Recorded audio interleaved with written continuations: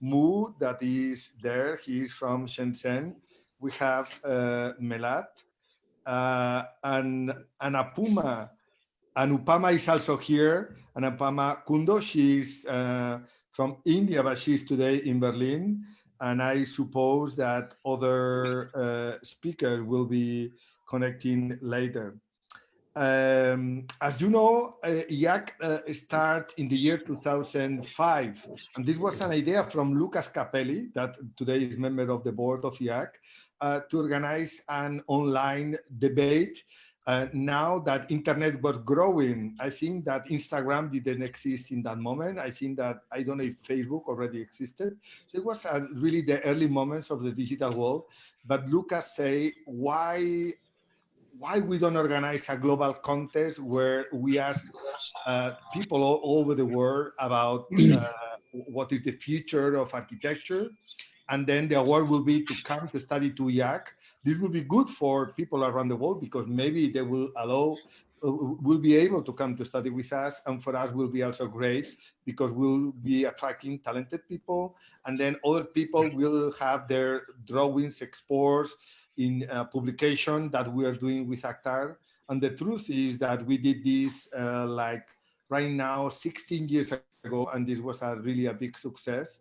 And since that moment, with the collaboration of many other people, including Areti that is here, Tomas and Willie and many others that are also co-directors of IAAC, we have been organizing this competition.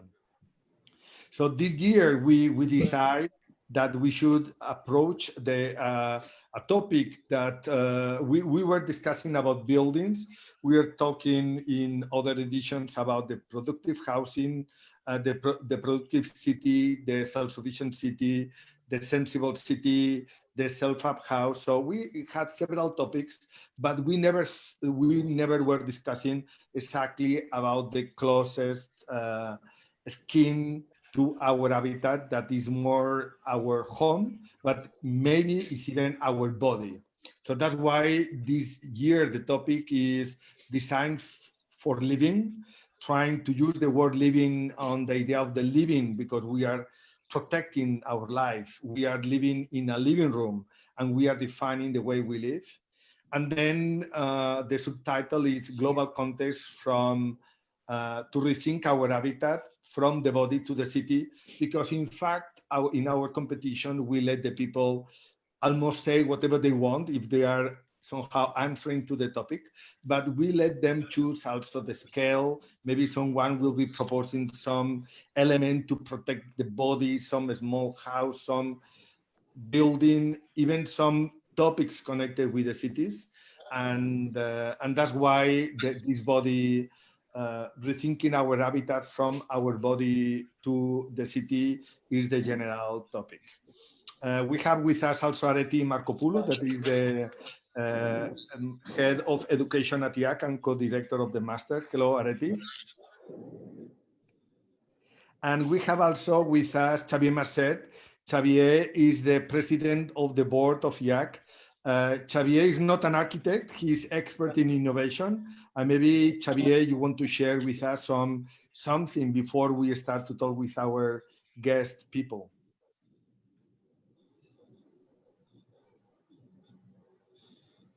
Hello, everyone. It's a pleasure to be here to see as a global gathering. In that moment, in every place, we're feeling in a new mode, cities, livings, and for that we think we need to reimagine the city and reimagine housing. And for that we are here. Thanks, Vicente, and thanks everybody. Good. So I think that we are going directly to go to Melbourne. We have Donald Bates. Don is an old friend. He is one of the best architects at least in Australia. He ran his office, the Lab Architecture Studio. He did many incredible projects there and also in other places around the world, including China. and today is the chair of the School of Architecture and Design in the University of Melbourne. He's teaching in one incredible building designed by Nader Terani. I was lucky to visit some years ago. And what we would like to ask to Don is that maybe he can explain us how has been his experience about this lockdown process, and the topic today will be to discuss how he imagined, how each of the guest people imagine the future of the place where we live. So, Don, good evening from Melbourne. Hi, how are you? Great. Yeah, well, let me just say a little bit about the situation that occurred here in Melbourne. So the academic year in Australia effectively starts at the end of February, the beginning of March. So the sort of spread of the pandemic really started to hit just before the semester started. And we, particularly in our graduate program, we have a lot of international students, quite a few who come from China, but also from India, the Middle East, and other places, some from South America. And so as the semester was just about to start, became some of the restrictions on travel, particularly travel from China into Australia. And Australia was one of the first countries that imposed a restriction on Chinese citizens coming into Australia, that they could only come as long as they spent 2 weeks someplace else in advance. So that had a big impact on us trying to know how many students were going to be coming for the semester, whether they would be able to come or not. And so that planning was very much in flux. Then once the semester started, within about 2 weeks of the semester, then students were no longer allowed to be on campus. And then about a week later, everybody had to leave campus. So we began teaching everything online in a very, very short period of time.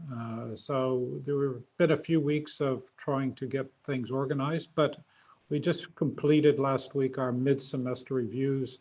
So we're about halfway through. We'll finish in the latter part of June. So we're now moving into the sort of dealing with what we have to deal with in terms of teaching and completing the semester. As you may know, Australia has actually been very fortunate in terms of infection rates and certainly in terms of deaths. It's still less than 100 people that have died from the COVID-19 virus in Australia. It's a little over 6,500 who have been infected, but the infection rates now for the whole of the country are less than 20. Some days they're less than 10. So there's now quite a bit of talk of relaxing some of the restrictions within the next 2 or 3 weeks. And there are proposals from the federal government to be back at university campuses by the end of July. So that's sort of where we sit in terms of the context. I think to answer the question about, what impact or what influences this might have, particularly on forms of living, Melbourne itself is certainly the downtown, the central business district, the CBD, has in the last 15 years constructed a significant number of high-rise apartment buildings. And the vast majority of these are accommodating students. They're speculative, most of them are speculative developments. Various investors purchase the apartments and then rent them out to international students that are here. And increasingly, as part of that development, the apartments have gotten smaller and smaller from a cost point of view, but also just in terms of the market has been very good. So you were able to sell smaller and smaller apartments. And part of that operated under a notion that, well, it's actually the city that is the living room. When you have a fairly dense urban central quarter, as opposed to a suburban condition, that one could actually live out of the city, that the dinner, play, research, everything happens outside. So in fact, an apartment becomes nothing more than a place to sleep at night. with the restrictions now imposed, the stay-at-home restrictions, this really changes the way we think about the apartments. You know, is it possible to really live fully in 20 square meters or less? I'm not very optimistic that once this is all over, anybody's going to suddenly make larger apartments. I think the apartment sizes will sort of stay the same, but it certainly changes that relationship to imagining that the urban domain is the living space of a habitation, and that your apartment is really nothing more than a place to store your clothes and to sleep at night. So it's one of the things that I'll be interested to see the conversations that go forward. There have been some conversations about the return of the suburban because we're more separated, so therefore we're safer. I don't believe that's going to happen. I think cities will continue to move towards density. But the other part that I am really interested in is whether the consequence of this is less the sort of formal design component, but actually a return to expertise and to believing in evidence and experts as providing a way forward. Yeah, I mean, following your argument, I must say that I was lucky because you were walking to me in the center of Melbourne for 2 or 3 hours. As may you know, Melbourne has been in the last years the best city in the world from the livable point of view in many of these rankings of cities. And then the concept that you say is that Melbourne make the effort to transform the downtown in a kind of living room with incredible sidewalks, with a lot of trams, with very few cars, with a lot of coffees. But then with this pandemic, this changed because obviously the apartments were small, the people were using the city as a living room, but then suddenly that living room didn't exist anymore. So, yeah, exactly. Well, that's super interesting because that means that I would say that in Melbourne it's very difficult to recognize the idea of the block or the community that maybe in China we'll see that this is really working. But Melbourne is not only the downtown. Melbourne also has a beach and has a kind of broader suburban area. So but also Melbourne and Sydney are growing very fast. I mean, they are very dynamic on attracting people. So is there any debate or any difference about people living in the downtown, in the towers, and then the people living in these suburban houses that in fact they are very close to the center of the city? I suppose that the people living with some green area had a better opportunities to have access to the sun at least, no? Well, look, I mean, Melbourne's still very fortunate that even close to the downtown, there are actually a lot of very large parks and river walkways and such. And I have to say, in the last month and a half, I've never done so much walking because we have 4 possibilities. You can go out if you have to buy food. You can go out if you have to go to the doctor. You can go out if you perform essential service, but you can go out if you want to exercise. And so now I'm walking something like 10 to 15,000 steps a day, when before I was lucky if I could do 5,000 or something.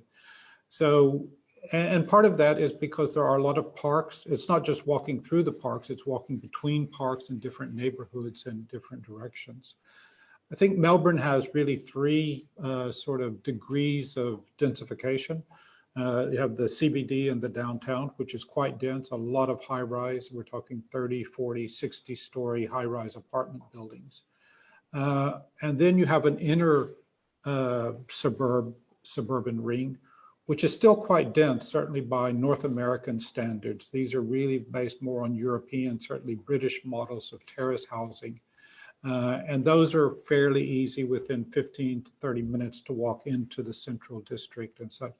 But then you also have Melbourne, which is a truly expansive suburban domain where it takes an hour and a half to drive in from the suburbs. And this has been a real point of contention and difficulty for the last sort of 15 years. And our transportation systems, particularly the public transportation, had not really kept up with that. It's interesting, I mean, another effect of the virus has been the degree to which pollution has been reduced because nobody's driving their cars and there's very little industrial production in the same way. But it's also driven down the price of oil. And I'm afraid that once the restrictions are lifted, everybody will suddenly be driving a lot because price of petrol and gasoline is actually very cheap right now, the cheapest it's been in 25 years almost. So, I would hope we could keep some of the benefits, particularly the environmental benefits that this has had. But, Melbourne, for all of its celebration as the world's most livable city, it also has some very, very bad precedents that have extended for a long time in terms of a continual expansion away from the center, partly under the guise of affordability. Good. So Don, if you stay, maybe we can participate in a conversation at the end. And now I would like to invite to talk to Mu Xiao Hui. Mu is my friend. He's the Vice Dean, the Deputy Chief Planner from Urban Planning Design Institute of Shenzhen. I think his company is called UPDIS. It's one of the best planning institutes in China for sure. And well, China was the place where it seemed that everything started. And I would like that maybe he could share how was his experience, so how he lived these moments of confinement. I think that he's more a planner than not an architect, so that means that maybe he can share his ideas about the community and the future of cities. So Mu, how are you? Okay, hello everyone. Yeah, can you hear us? Can you hear me? Yeah. Can you hear me? Yes, very well. Yeah, I can show some pictures from 1 month ago, and recently I can explain to you what happened in China, especially like I live in Shenzhen. This city is nearly 20 million people live here, similar like Wuhan. But I think how to say, after nearly 3 months lockdown, I think this month, I think the epidemic in China has been well controlled. There's only 800 person still in the hospital, only 800 in Wuhan. And like in my city in Shenzhen, mostly we're already back to normal life. But I can share some pictures to show what happened. So,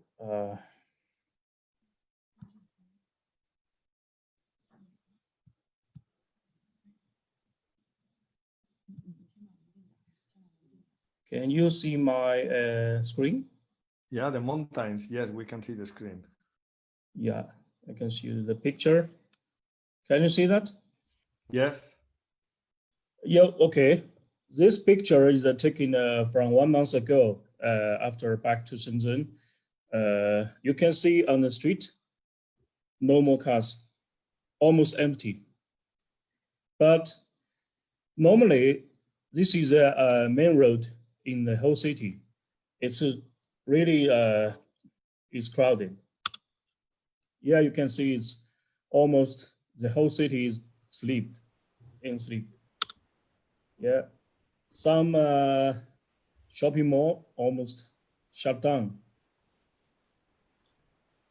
I was taking this picture from my cars. This is taken 1 month ago. And also in the Central Park, few people stayed. Yeah, this is a two-dimensional code.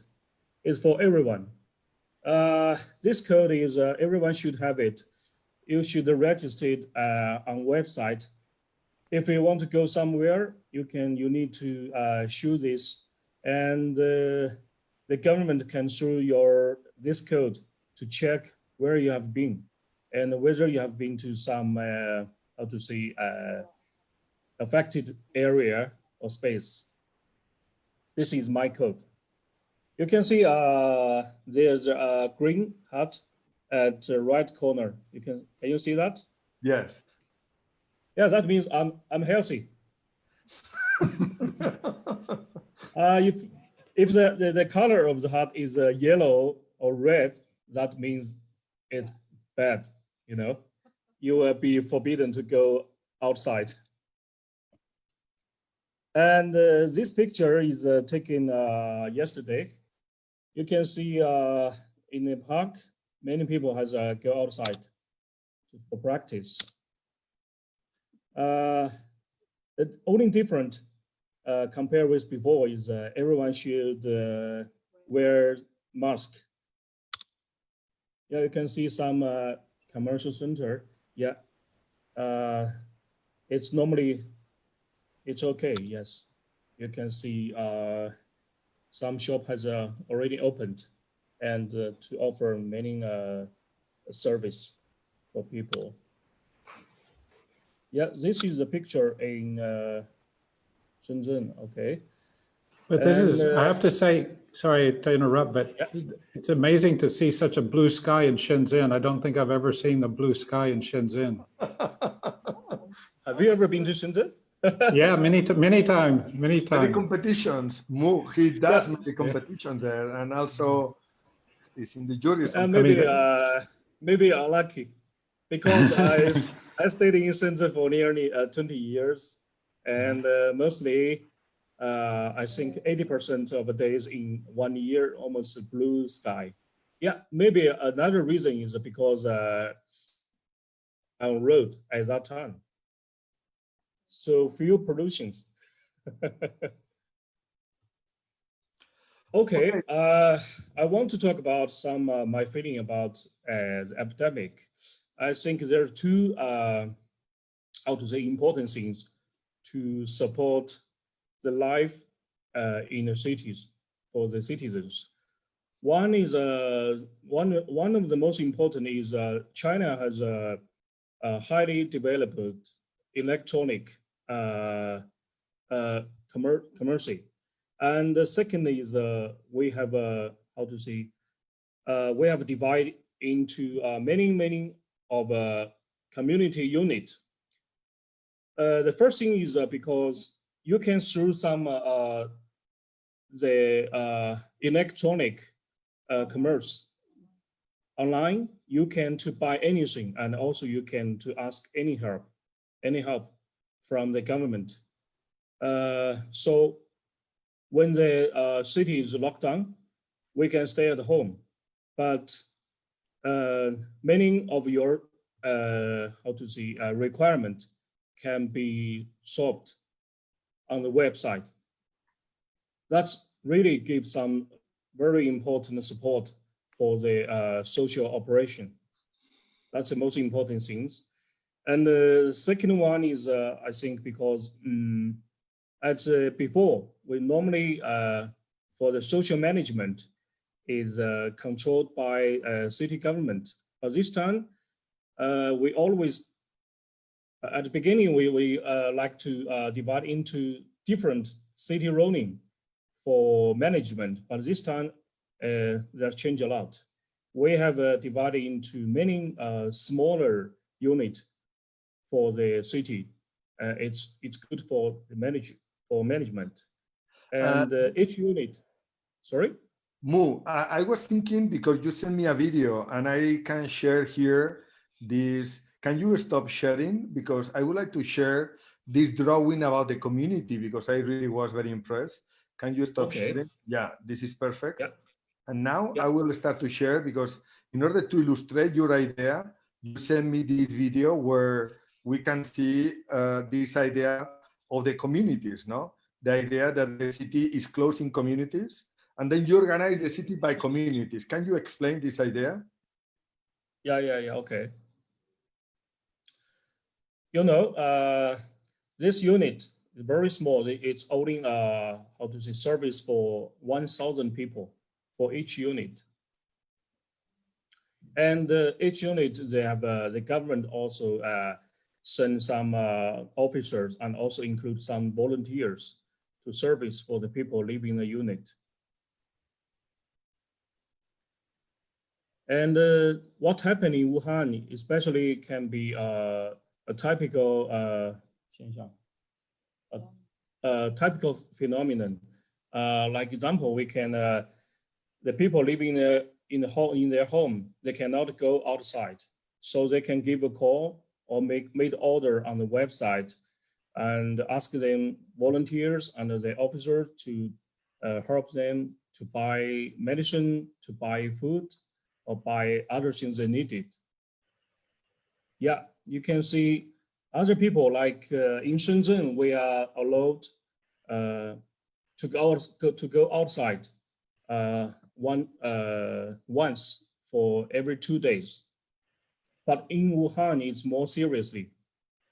So from Wuhan, the appearance of management is to divide into many smaller city units. That is what I'm thinking about. Maybe that will really affect for the urban planning in the future.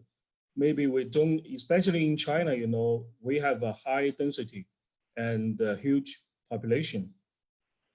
So after the epidemic, I just think about maybe in the future, we once we need to reduce the density for the commercial, for the community. And the second one is for the management, for social management. I think we should maybe learn from this time. We can to cut more smaller city unit for people can self-care and so on. Good. So I think that is really very interesting, this topic of the scale that we have been discussing for very long time, how at which scale we do what. And then it's very interesting to see how in China you have developed the idea of the communities that are bigger than your house and your building is a big like the block. And then there were some community managers that organized this idea of the moment to go to buy and everything. Yeah. Yeah. Good. So Mu, I would like to say hello to Seven. Thank you very much also for the support. Seven, thank you. And now we are inviting to talk to Anupama Kundo. She's a great architect, one of the best Indian architects. She did several projects on housing. So that means that she did many beautiful buildings with bricks and the human scale. So that means that she had been working during a long time about housing. Right now, I think that she's living in Berlin. But then I would like to ask Anupama that she can share her thoughts about the experience on living in Berlin, but maybe having some family in India. Why in India we don't have news that there are many problems? It seems that in India something miraculous is happening. So can you share us your thoughts about your experience? First of all, I would like to thank you, Vicente, for having taken up contact with me again, and thank you, Areti and Javier. We would like to, build on past relations. So I'm very happy to, on this occasion, interact with you all and get this global spectrum. So I have to say that since I have also lived a very globalized kind of life in the last few years, when the COVID thing developed, I was, I am a professor here in Berlin, but I have my office still in India. So in that sense, I'm very involved with what is going on in India. But in exactly this semester, I'm also visiting professor at Yale University. So it was very interesting for me because I had all these tickets booked to go to America. And I had the occasion to compare these three developments. Actually, one, I have seen three different prototypical manifestation of crisis. Actually, no matter what the crisis is, it's a future crisis will also play out in the same way. I think Germany for me was the example of a organized, good urban governance in place where there are socialist or organizations, the socialist values have led to a situation combined with urban governance where in fact we are not controlled by the police and all that, because there is a responsible behavior. Even my children who are 12 and 8 years old, they are freely, the children are feeling, they know the rules, nobody has to monitor. That is the way the society is organized, that it was, I think, easier for Germany to take the support of the individual and the existing collective mechanisms. So I think here, for example, as a result, people are following their social distancing. The police are not so seen, like say in Spain, what I have been seeing, pictures where people know there are rules, but they want to sneak in and still go and do things. I mean, this is where my culture, coming from India, is a similar thing. The presence of the police is like, we feel like when you wear a seat belt, we feel that we are doing it to not be caught, instead of thinking it's for our safety. We have this mentality quite similar, I found, in terms of how to control. We give the responsibility to someone else to take care of our behavior somehow. And within it, we want to live that duality, of being irresponsible and free. So I found that in New York, for example, where because I was halfway teaching, I also noticed there again, being a developed country, but being not socially set up, it all relies on, in these moments, you see what it means when you have invested in the individual and a big imbalance with the collective. So coming down to the conclusion, I mean, to say some more about India, what I noticed is and this is a problem I'm fearing for India and India's urbanization since a long time, the problem of social segregation. When you see that everybody has not been taken along in the name of development, and there is a social disparity which is extremely stark, you notice that it's always the people who are on the poorer end of the sectors. They are the problem of the people who cannot afford is going to become such a big problem that even those who can afford will be infected, or even in climate change or all the other crises that we are anticipating, we will have the same problem. So as a conclusion, I'm reflecting these days a lot on the role of urban governance. And you see, I think since quite some time, we know that cities like, say, Copenhagen, or places which, or even Melbourne, how it's supposed to perform according to those criteria. I think when the governance is ahead, we can expect to monitor and see improvements, because we don't have to deal with the anarchy. I mean, the individual and the collective are in sync. They don't fight against each other, and people don't complain a whole day about their governance, and no matter which party comes, so there is this aspect where in India you see that there is such a social disparity. We are talking about stay at home, but how many people have no home, and how many of them are migrant labor? So that is the biggest problem. You see a lot of unrest, a lot of huge problems, because when a crisis comes, in that moment they won't be able to solve it quickly, because we haven't worked on the larger system behind. And I don't want to take too long, but because of your own digital engagement over the years, I'm always concerned that in order to use digital technologies to the fullest, or for steering a good future for humans, regardless of which context, we are all Homo sapiens, and what you have called it, the body and the city, I think the collective needs and the individual needs are quite similar. We have separate contexts of where we are in the development. And I think where the digital technologies could lead to a good human future is, I think, if we focus on enhancing and amplifying the human potential and giving over, I mean, not for us to become robotic ourselves, but to give away all those mechanical or all those things to the digital, so that we can live a much more aware and present, conscious collective life, you know. And I think there is a great potential, but in order for this to actually be useful, like in India, you know, what do you do with digital technology when you can't even give electricity to everyone yet? If you have not, how can we, when we are so behind in some sectors, in some, for some people who can't afford, if we don't see us all as one, how will we take the higher technology? So we will always call it low tech and high tech.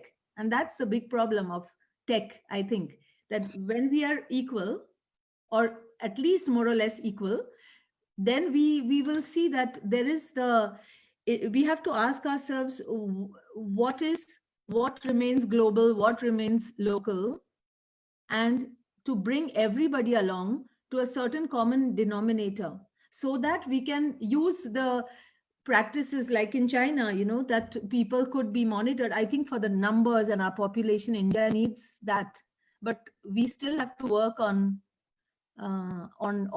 these barriers. On the other hand, we are a democracy, so there's some joy in that as well. Anupama, tell me something, because in your case and also the case of Melat, India is still growing and under a process of urbanization. Do you think that this crisis, that now in Europe, people say why we should live in dense cities, if we can be doing teleworking, we can live anywhere in the countryside or something. Do you think this is going to affect to the idea of, for example, in China, that really most of the people move to the cities? So the question is, do you think this is going to affect the way India or Africa is being developed? I'm a big proposer of density, because I think the population on the planet being what it is, especially India and China together, we are 1/3 of the global population. We cannot afford to sprawl, I feel. And if our lifestyle, you know, now people are walking more. Even I lived in Australia, and I know that for some reason we used to not be walking so much like we do in Spain, you know, like so that all the lifestyle, it's not the number of people only which is a problem, but the per person consumption of almost any resource has been very high, what we call developed life, you know. And so if this combination remains how it is, then I feel we cannot afford to sprawl, because then we will keep destroying our forests and our agricultural land. So in India, we have many mouths to feed. We should keep the impact of our infrastructure compact. And I think I don't think Indians have a problem with that. They don't need so much privacy. They like to be with other people. I think we have to look at the human resources also as resources, but we have to balance the natural resource with the human resource, because after all, we have to feed ourselves. Yeah. So thank you, Anupama. Now we would like to move to Addis Ababa. We have Melat. We knew Melat because Melat was awarded in another process. So when we started the Fab Academy 10 years ago, we had a process of selection. Spanish government helped to people from Latin America, in fact, from Lima. Beno Juarez is here, also connected. And also Melat was selected in order to come to study to Barcelona, and then after that to start to work and in doing some cooperative projects in Addis Ababa. Now she's working for the World Bank, and she's doing also a very interesting project related with housing. So Melat, hello, how are you? We would like to know how you are living in Africa or in Ethiopia, this experience. Hello, everyone. Thank you, Vicente, for the opportunity to connect again with IAAC and the whole global community. So I would like to say that in Ethiopia, well, after the first case was announced, there has been a few preventive measures early on, but also the measures have been very slow but continuous. So that created kind of a preparation for the people in general to accept and also understand the situation. However, there hasn't been a serious, let's say, the European type of lockdown where you can't go out and that you can't move around, because there are many people who live on a day-to-day basis, and they will require to live off the markets or to live on kiosks or to work, let's say, in construction or in service sectors. So what is happening is that those who can afford to be home, they have been working from home, and many, let's say, governmental offices are now really using the power of the internet, where now meetings are being held online, and this is helping everyone to mitigate these issues. Also, you see that there are small things you see, for example, the church or mosques or worship places have been closed, and this is a big step that has been done. And in general, the country is very religious, and people have accepted that and have kept the social distancing, even though things are still working. You see also that the good advantage in Addis is that there are small communities everywhere in the neighborhood. So I can go out and 10 minutes, I can buy my vegetable from the small kiosk. And also you see many houses have a little small water canister outside with a soap that you wash. So every bank has that.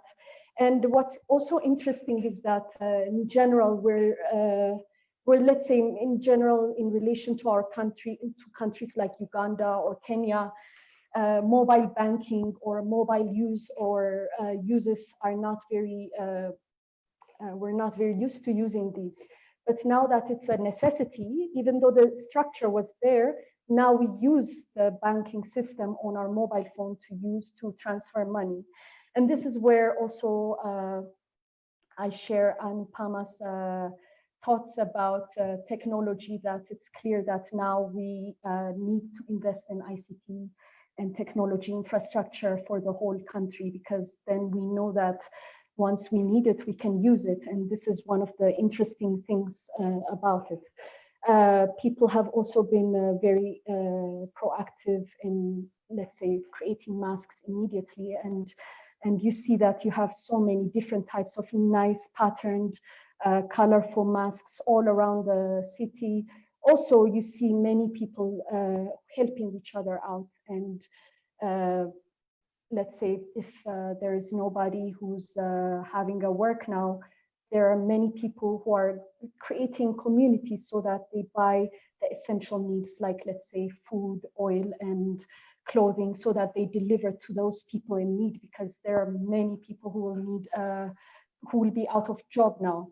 But in general, the numbers are quite low in general in relation to the world right now. So, but we are getting there in terms of preparation. Also, when people come in, it was introduced early on to have mandatory stay in the hotel for 15 days. So this is the overall situation in Addis. Yeah.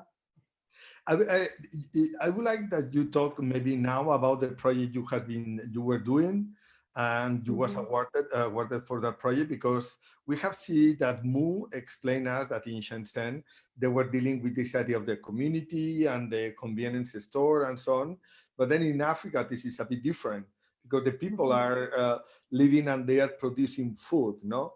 So this relation of your house, your orchard, the food, the market, all of this is very much connected.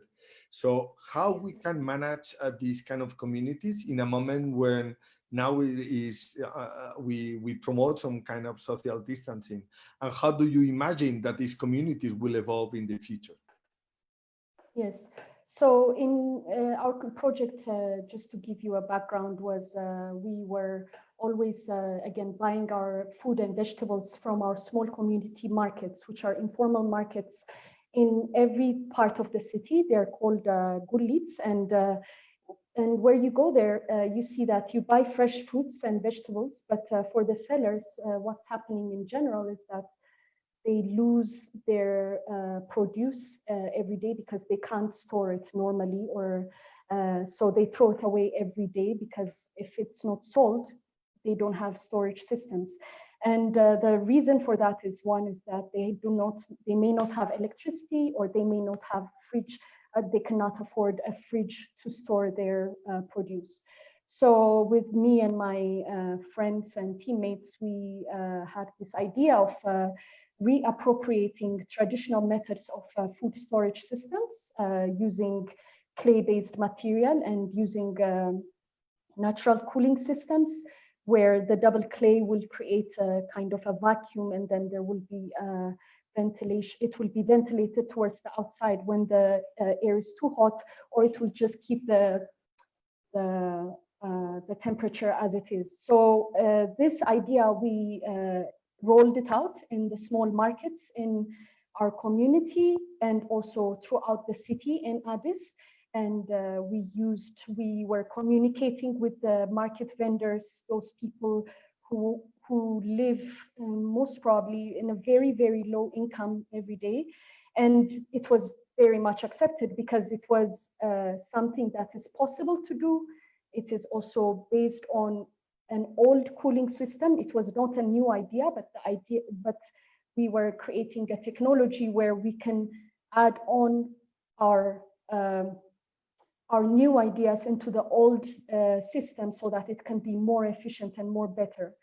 And we did it for 1.5 years, and it was well received. And we prototyped these storage systems in the small markets, and it was very well received. And yeah, it was a very interesting experiment. And just to add on, I think this is also one of the things, like if we go back, I think there are many ideas in the world where we can really use energy efficiency and then use our new technologies and combine them so that we create a better, more efficient system for the living systems or for habitats now. Yeah. Great, Melat. Again, a pleasure to talk with you. Now, you, I would like to move to Torino. I don't know if Carlo is connected. Carlo, are you somewhere?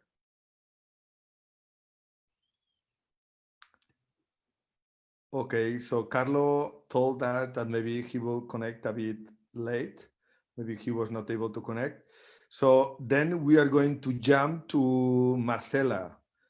Marcela Sabino. Marcela, are you there? Yes, yeah. Can you hear me?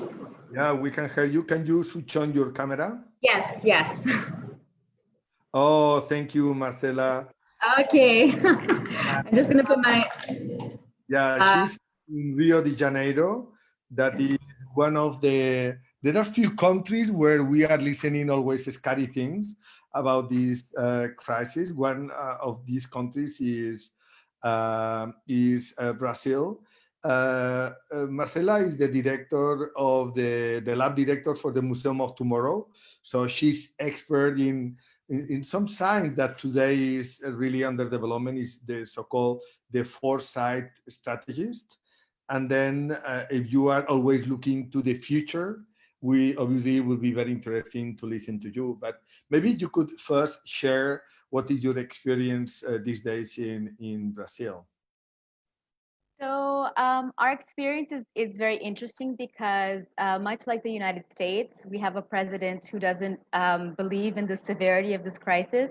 And even worse, he's trying to incite people to go outside and to, you know, to flout the regulations of, you know, kind of no agglomeration and things like that. So it's been complicated. And what's interesting in terms of urban perspective is that we have a lot of slums, particularly in Rio, called favelas. And you see that just because of the way they're structured, in terms of the lack of urban planning and all these kinds of things, it's very difficult to get things like ambulances or regular supplies there. So it's been interesting, and we've been seeing some really interesting examples of favelas, particularly one in São Paulo called Paraisópolis, where they basically started. They saw that they were going to get help from the government, so they decided to do a massive organization. So you have they rented an ambulance. They basically started having managers for the streets who would check to see who needs food, who's sick, who's not sick. So, I mean, I think once this crisis is over, we'll see amazing bottom-up sources of innovation and creativity, particularly for the urban environment. So that's super interesting for us.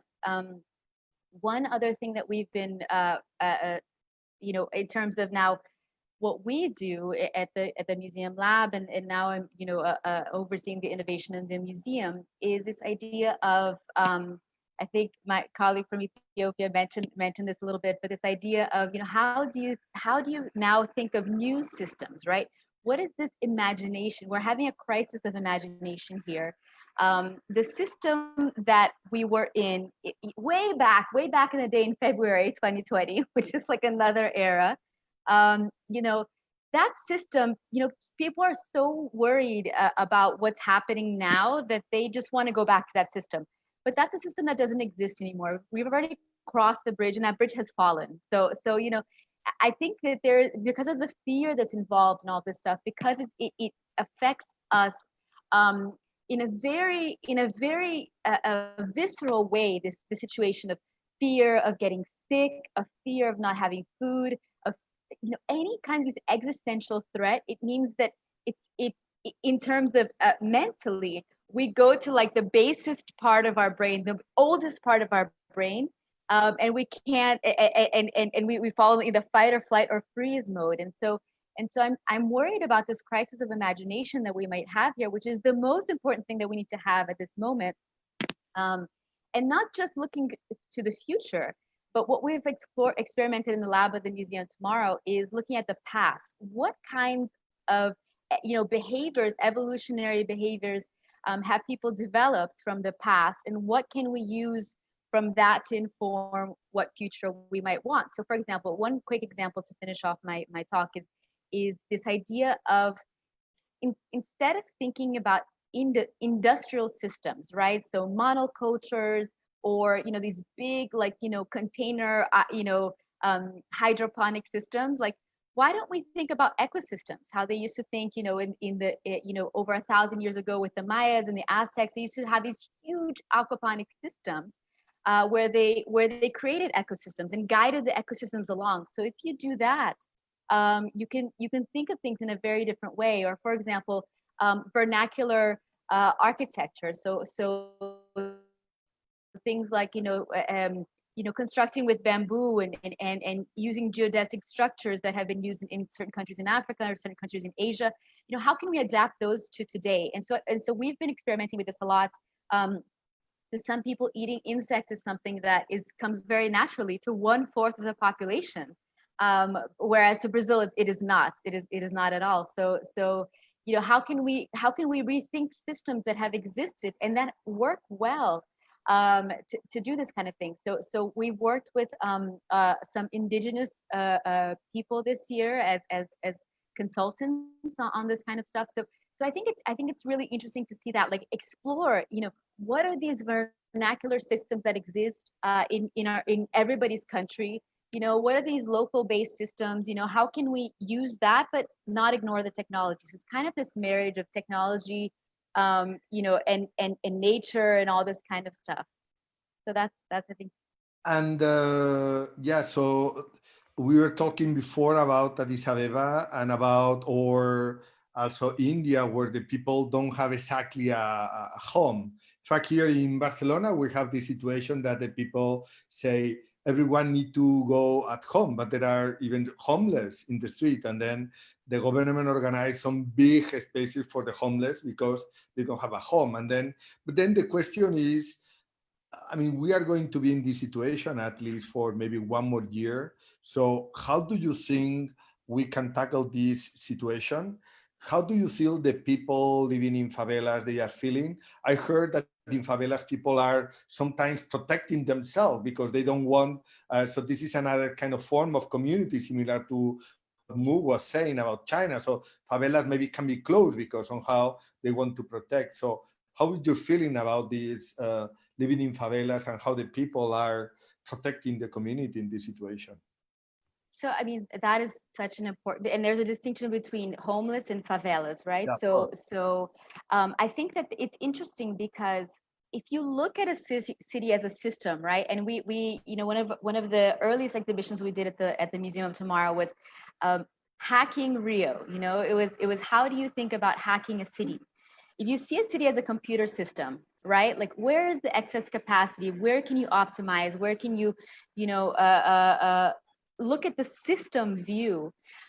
We have so much spare capacity in systems. We have so much spare capacity in the world. We have so much spare mental capacity, which is what Clay Shirky called cognitive surplus. So I think there's a problem here in organizing, you know, flows to these excess capacity. I'll give you a concrete example.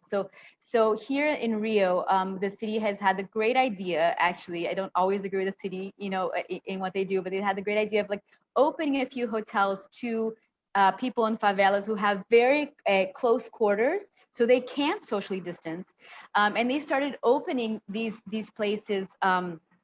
For people to come and stay in these hotels for a certain amount of time, to, you know, especially if they were sick or things like that.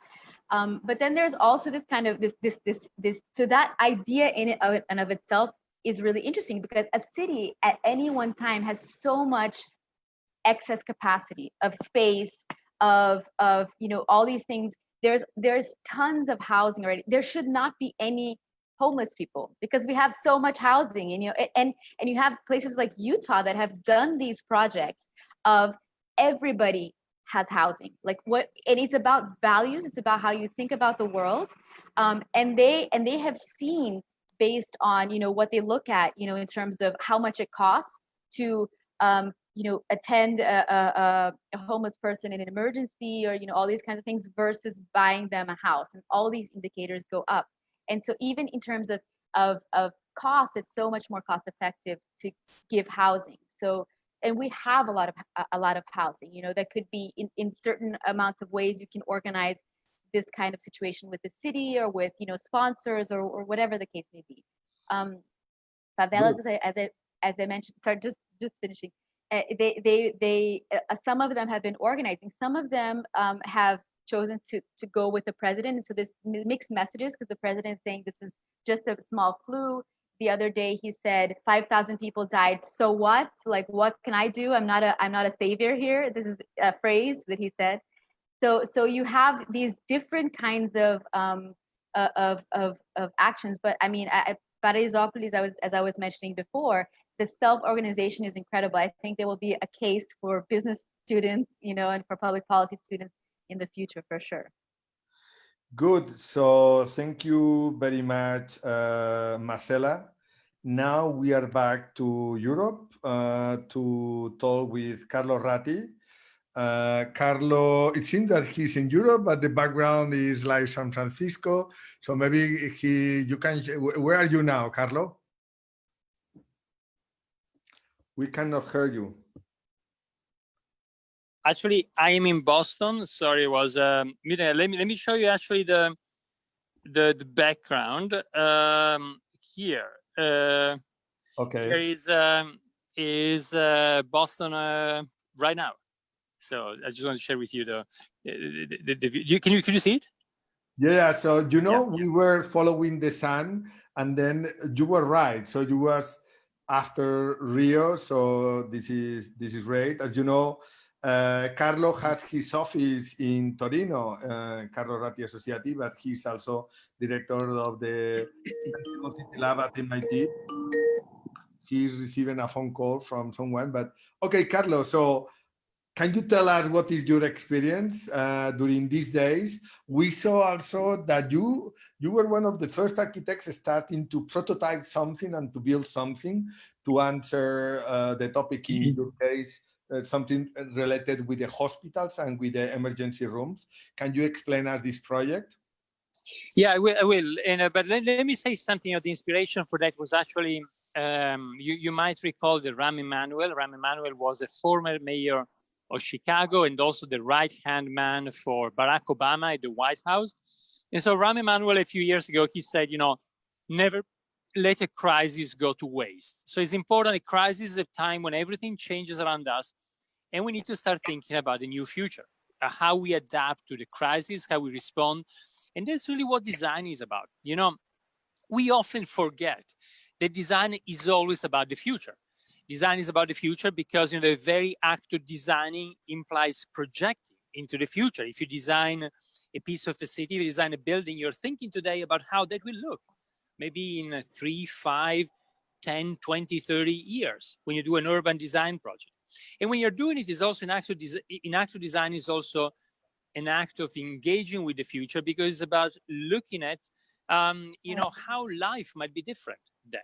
So I think the important thing in this condition is really that we all think how we can use our skills to help, move to the next phase, to help adapt to the crisis, to reinvent ourselves. So we've been doing this exercise in the office, and what you mentioned is the first project we did.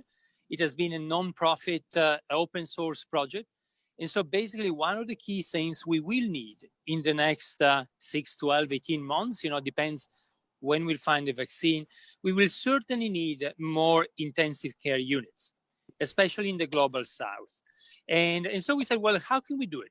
The way this has been done today takes a lot of time. You need to convert a convention center into intensive care units. So it's actually, the way people have done it, it works very well, but has a number of limitations. And one of the key limitations is it takes time. You don't get biocontainment. So actually you cannot contain the virus. The virus moves in the whole space. And also it's very difficult if you got an intensive care unit in one city to move it to another city, because you need to dismantle everything and mount it again. So our idea was, can we use containers with negative pressure? Negative pressure means that the air only goes inside the container, so the virus cannot go out. This is the traditional way that hospitals do biocontainment. And so can we do a container with this system, which is a traditional intensive care unit system for very high grade, ICUs in hospitals? Can we do this? Put in a container, put all the medical equipment inside, and basically do something that can be built, manufactured, assembled, and then moved from one city to another city following the pandemic. So this is what we did. We developed the concept. We did it in open source. We put the drawings online. And the amazing thing is that this has been replicated now. We started like 6 weeks ago. And, there's people replicating the system all over the world, from Canada to the UK, to Dubai, to Pakistan. And so this has been really interesting. And for me, that's an idea that, the way I would see it is that the virus is code. And code replicates and is attacking us. And so what we can do as designers is produce other code. That's the code of our ideas, of our drawings, of the things we could design. And if you want to be quick, again, we need to replicate that code. Like, with Vicente, you've been one of the key people leading the Fab Lab movement in Spain. So, that's the same principle. You open the drawings, allow people to clone it and to use the same code, the same drawings, to produce locally, to modify them, produce. And so that's a way that we can use code in order to fight against the code of the virus, the DNA code of the virus. So it's some kind of a battle in how quickly we can replicate a piece of code, and if we can be faster than the DNA code of the virus that replicates and is infecting us. So that was just a quick thing about how we responded, but it's really great to see, and thanks for bringing all of us together to really share ideas and share experiences about how we all have been using design in order to reinvent ourselves to respond to the current pandemic. Good. And do you have any? Do you want to share any slide or? No, I thought I wouldn't share them just for the ease of simplicity. But if anybody's interested, you can just go to curapod.org. So CURA pod, P-O-D, all one word, .org. If you go there, you find all the material. And by the way, and there's also different discussion groups on Reddit of people exchanging drawings. If anybody listening is interested in the project, you know, to take it and develop it further, to contribute to it. There's now a community. In just a few weeks, we brought together a community of over 1,000 people contributing to this in different ways. If anybody's interested, just go on curapods.org and you'll find all the links. You can download it, you can fabricate, you can help develop it. Again, you know, I thought, you know, it was easier not to share it. It's easier for people just to click on the website to basically to go on the website with their browsers. You know, in Barcelona, that there is this big network of fab labs and makers. And in fact, when I was working in the city council, we create a public network of fab labs called Ateneos of Fabrication. And then the incredible thing is that during this crisis, the first people that were able to answer giving solutions about protecting the people were the makers all over Spain. So I would say that the makers were acting in one-day basis. Then there was the big companies like SEAT and Fiat and others that they were printing kind of ventilators. It took like 3 weeks to 1 month to be ready to go. And then there was the central government that has been trying to buy millions of masks, but they failed already twice because once they brought the mask, they were wrong and they are giving back. So I would say that this is maybe the first time in the history where the makers has a very clear contribution to the answers with a new form of industry. So the question, yeah, and it's a very good point. It's a very good point. I think certainly the maker movement has been very quick now. I think the maker movement has the process right, which is the process of the methodology.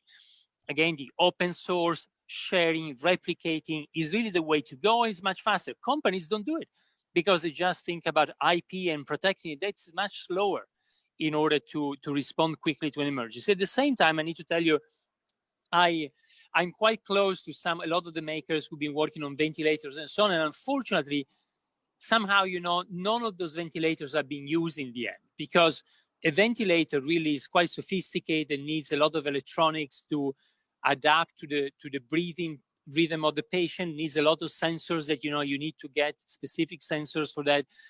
You need to be super careful about, you know, when you do something in the maker community, sometimes, you know, it's more like a prototype.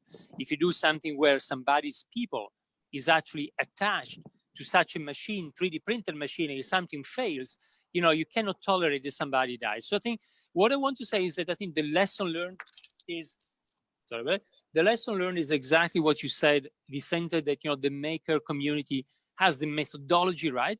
At the same time, because it was so quick and it really got right, at the same time, if you look at the impact in terms of really doing ventilators and similar things, it was very small because almost none of those 3D printed ventilators are being used in real hospitals. And the reason is that, you know, again, there's an issue of reliability, as I was saying, there's a complexity, there's programming, there's a few things that are, you know, difficult to do in that context. So somehow what I see is taking the maker approach and the leveraging the maker community, but bridging it, in this case, also with traditional fabricators with industry. And actually what we tried to do with Cura was exactly that, because as I was saying, you know, we are sharing all the drawings online, but some of the people replicating this are both small maker communities, but also big companies who can actually invest. You know, really, if you want to build a Cura prototype, you need to invest a few $100,000 of medical equipment in order to make it. And so some of them has been, you know, the combination of, you know, the maker approach and the bigger companies. So I think what I want to say is that the maker community is amazing and has shown an amazing capacity to respond to the crisis. Only the maker community also has limitations. And somehow what we need to do in the next few years is be able to apply this approach and extend it to broader sectors of society and of fabrication. Yeah, I think I completely agree. This is the idea of the digital reindustrialization of cities. that you was working also many times. I think that this is another topic. So let's finish with the last speech, because we look like British today, no? With a time frame, we are quite sharp on time. And then we have Florencia Pita. She's in LA. She really wake up very early. Florencia, she's an architect. I'm in San Francisco. Don't you see? I also woke up very early. Good. So Florencia, she's an architect. She has a company, her company as designer, and also she's teaching at SciArc. So Florencia, my son was in LA, and really we were afraid about what's happening there, because we saw that some of their friends, they decide to go to buy guns instead to buy masks. So I really was scared about how the Americans were reacting to that, but it seemed that the answer in California has been quite civilized. So can you share your experience there? Hi, Vicente. Thanks for the invitation. Areti, I saw you over there. Also, thank you guys for this global meeting. It started 6 a.m. LA time. It was night, and now it's day. But I saw also in China it's night. So we're like running through the globe. So I've been looking at the chat. So since I'm the last one, I'm just, I'm not going to give a speech. Maybe I'm just going to kind of close up on some comments. And I think that to your point just now, Vicente, on regard to guns, I'm also Argentinian. So, so Marcela, you're in Brazil, I'm closer to that side as well. And sadly to say, closer to Brazil also in terms of a ridiculous, leadership that we have in this country, and that I'm not going to dwell on that either. I think that I wanted to follow up also on Donald's comment on regard to the individual and the collective in order to talk. I mean, I can talk about US, but I would like to talk about LA more specifically. And to the point of guns, Vicente, I think that has to do with individuals in terms of, American culture, where the individual and the collective is always blurred with kind of, I would say, multiple feelings. And LA maybe is a city that it's more representative of those conflicts of culture. I mean, the numbers of LA are not like New York, but are quite high. I mean, are the highest in California, more than San Francisco. But Carlo, you're there, you can see. So how a city that it's really about, I would say, about isolation, because I would say the sprawl makes for urban isolation. You have a very different sense of community that you have in a European country, that you even have like in a city like New York. So it's really hard to see how the city could change. I mean, I like to point out to what's next. I think that so how you move forward, to what's happening now. LA, of course, the city shut down. I was proudly talking to my Argentinian family, how people, a little bit like what I think that Pama was talking about Germany, how everybody follows clearly the orders of government. They don't need policing for that. I was proudly saying that to my family, and then 2 days later, everybody went to the beach because they opened only 2 beaches, and then that was the postcard of the city of LA. It's like, people don't care. They just go to, public spaces.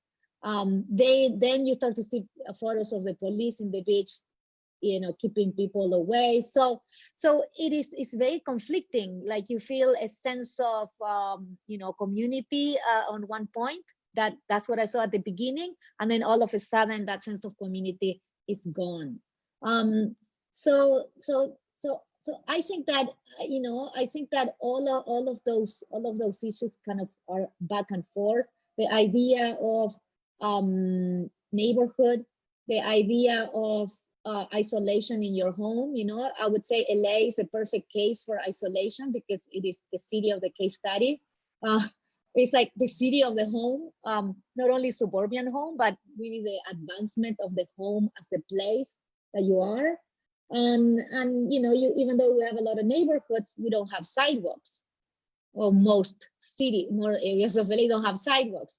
Therefore, you have communities or neighborhoods, but you cannot walk through the communities. If you know, there's neighborhoods that you are like, you know, really high end, you know, like Bel Air, you know, cities like Pasadena. You cannot even walk to the grocery because you have to walk on the street. You know, in the 30s, when there was a big city expansion, they preferred to give more space to cars, less space to people. So you have big homes, no sidewalks, big streets. So that issue of how a city of isolation, meaning that you're on your car, which you're isolated and you can drive here with no need for a permit, or you're inside of your home. Hopefully you have a small garden or you have a space because you live in LA. So you have the kind of those two things. So where does the community fit in that you know, in that setting? And how you start to, you know, how you start to think about the other, how you start to look at, you know, social distancing from a place of isolation, which is your car or your home. So, you know, once, you know, public spaces start to open, then you start to see things like what happened, you know, last week when the summer started in LA. So I think that the idea of the individual and the collective is a really important point. Not only for issues of you know, your civil rights, but also in how the city can change, you know. So again, like if you look at a new case study, so imagine for this competition that you have to start to think about the living space. So if you were to think, what is the version of the case study housing 2020, you know, post-COVID-19. So how would you still think that the open plan is the ideal model when you need your private space to chat on Zoom? And then you have you know, you have kind of, the open plan does not work, same thing as an office space. Let's say open plan model is still relevant when you need privacy and silence. So because you have to chat now, I think that, you know, what things are going to change. So what are the new rules that you have for that? You just go, I mean, my friends go in their garages because that's a model of the office of the, you know, California, you know, future. So you just go into your garage, you have this, and that's, you know, that's the office of the future. So I like to think that what is case study, you know, 2020 in a city for LA. And also the case study model was quite revolutionary, that expanded the notions of what is design thinking in the city of LA and how imagination was kind of so relevant in a kind of post-war environment. And all of the, I think, I'm just trying to follow up on everybody's name, and Carlos' point around Emmanuel, you know, don't let a crisis go to waste. And I think that Donald talked about the you know, the Spanish flu. Sadly said Spanish was, you know, again, giving a name of a country to a flu pandemic is quite the wrong way to go. But the flu of the 20s, you can call it, was what did it change? You know, it really affected the city of New York in certain ways, but I'm not sure that it did major urban changes. So you know, let's not let this crisis go to waste and really, you know, use it.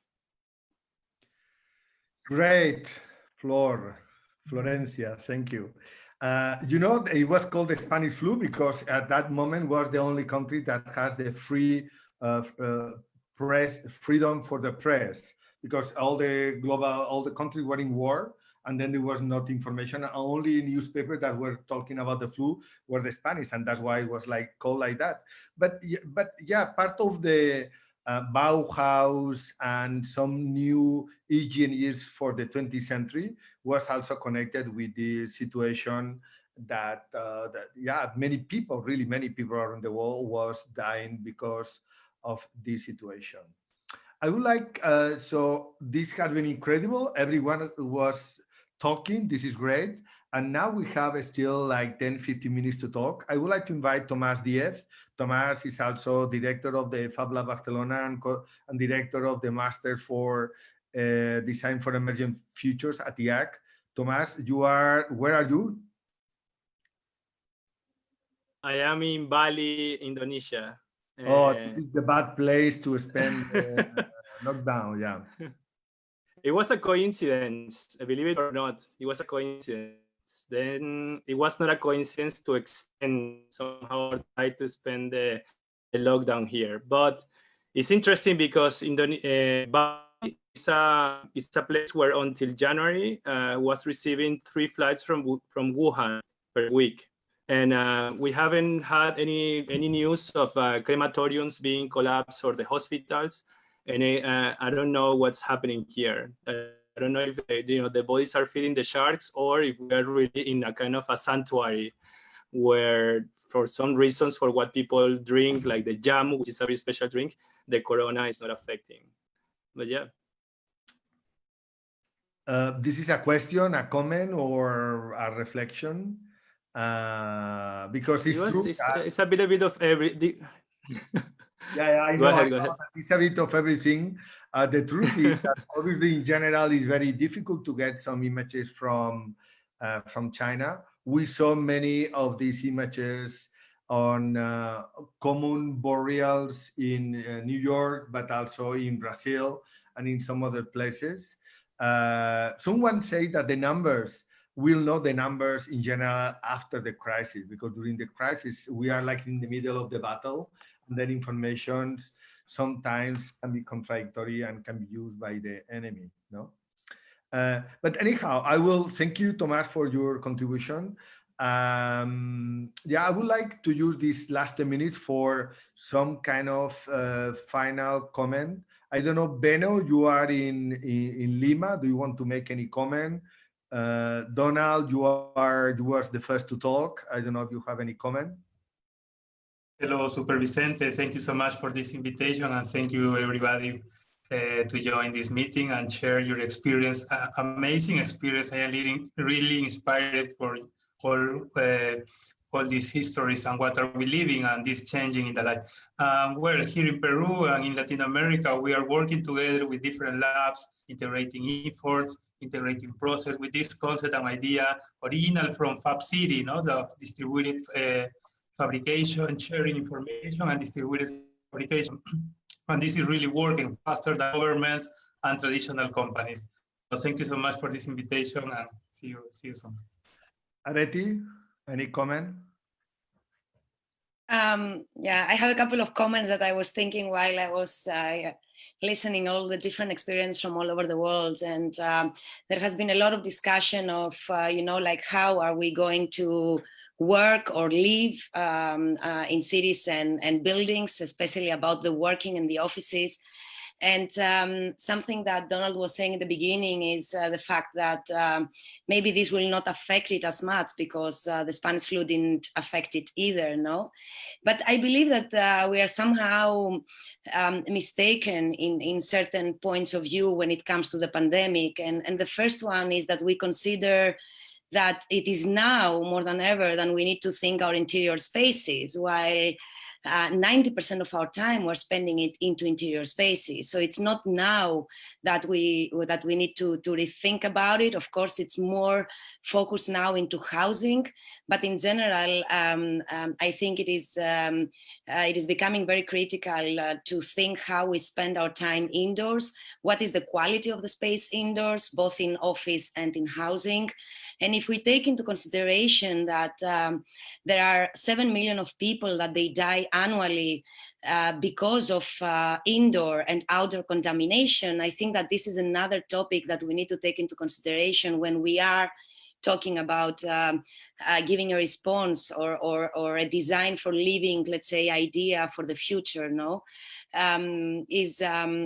There is of course no again a clear connection between climate change and an epidemic or a pandemic, but of course the fact that animals are moving closer to the urban environments because we are deforesting their habitats, it is definitely something that brings closer to humans viruses. So I think that we need to within this reflection of how we are rethinking the way we live, rethinking the way we work.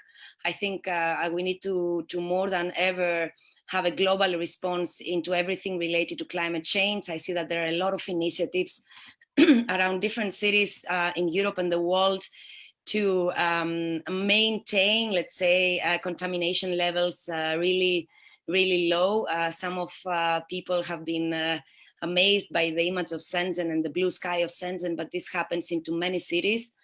I believe that this has been an opportunity to really put on the center or on the epicenter of the discussion issues that have not just emerged now with the pandemic, but has been there for the last couple of decades, and we need to be much more responsive now with our design solutions and our design ideas, because what we are experiencing is more than a health crisis, is a design crisis, and therefore, as Carlos said as well, we need to take this as an opportunity to give solutions through design. Thank you, Areti. Don has shared some thoughts. I don't know if you would like to share with your words, or you are so tired because it's so late that yeah. No, I'm not. No, I'm listening in. I think it's a very stimulating conversation, and it's great to hear from other places. It's just after midnight, so it's not so late here. Look, no, the last comment I had just had to, it is something that I'm hopeful for that comes out of this, that, you know, that people have begun to understand. It's quite clear. I mean, it's very evidence-based. You can see those places who have followed the advice of experts have emerged from the crisis sooner than those who haven't. You know, whether it's New Zealand or now with Australia, Korea, for instance, and so on and so forth.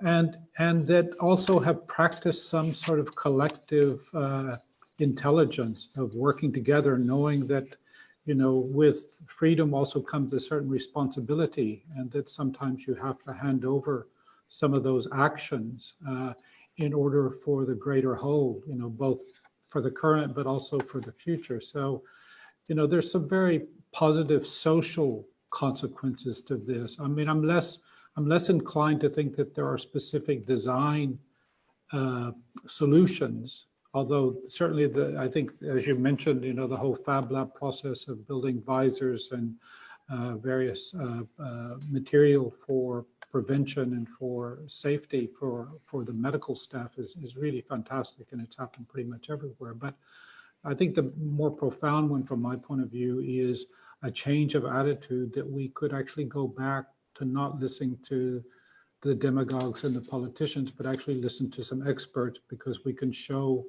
that it has saved lives and it has changed, you know, cities for the better in terms of not prolonging a really difficult situation. So that's my aspiration. Thank you very much. Mu, do you have any last comment from Shenzhen? Yes. I think it's really hard to answer how to change our behavior. But after all, don't eat wild animals. That's really correct. But I think we should pay more attention about how to define and divide community unit, because that will promote the efficiency of the social operation. And the last one is, I think, unity and the kindness is the most important fundamental. That's all. Good. Any last comment from any of the speakers? Marcela? Hi, Vicente. I would only say, imagine ourselves out of this crisis, and that we need to, what the world that we want doesn't exist. So how can we imagine it together? And I think it's so amazing to have so many awesome people here to do this, because the future is not a destination. It is a process, and it's something that we create through our decisions, our actions, and where we put our energy. That's what I have to say. Great. I would like to add on something maybe for me also. It's more important that we understand what is really important to us in our lives now, and I think being very close to nature is very important, and that we can combine our achievements as human beings and combine whatever we have as nature and technology as one of the big points to live our life in the future. And I think that's very important to consider. Good. Florencia, any last comment? I mean, I think it was great conversation. One thing I just wanted to say is, I think that after this crisis, people will realize how relevant the public space is for everybody.